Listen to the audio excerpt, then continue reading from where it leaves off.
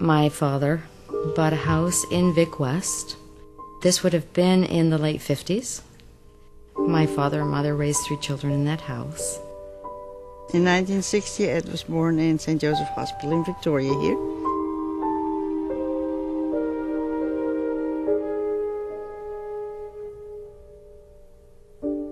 As a toddler, he was adorable. He had this beautiful blonde curly hair, and he was a good kid. He was a very affectionate baby.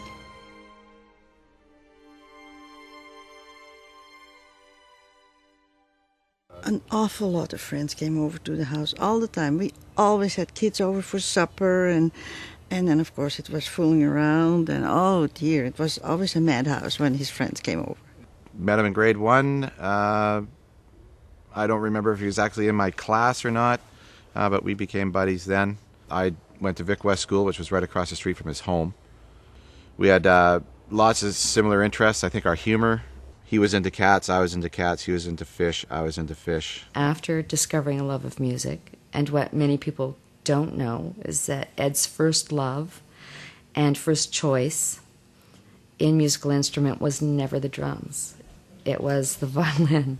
He wanted to take violin lessons, but we wouldn't let him because of the practicing. I've heard people practice the violin, and I thought this would never work, so he finally decided on the drums. Band class, and what was an absolute, because he used to come home and he used to say, you know, these people that have to attend a band, it's like they've been given a prison sentence.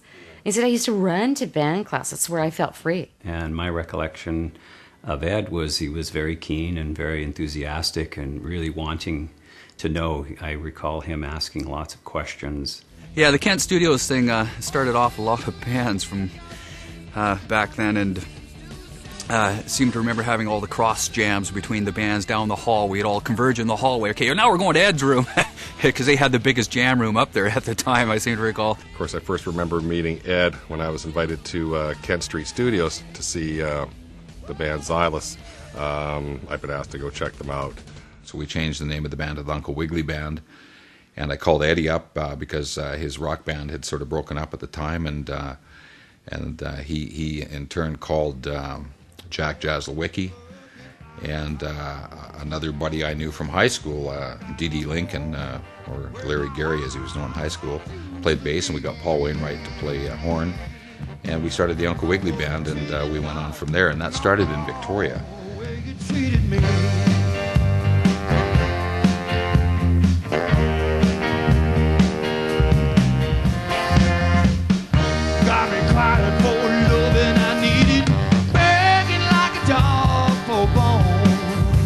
Eddie and I decided we still wanted to play, so we went out and started attending some of the jams, and we met Steve Cross and Steve Ranton, a couple guys, and Mick Woodhouse, and we formed the Toasters.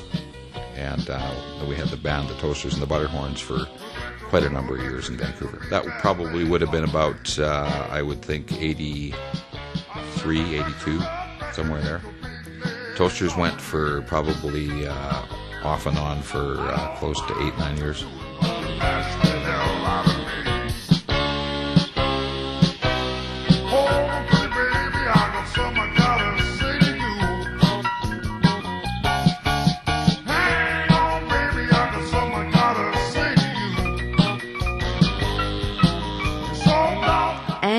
And busy either negotiating or enjoying playing in 2 or 3 bands.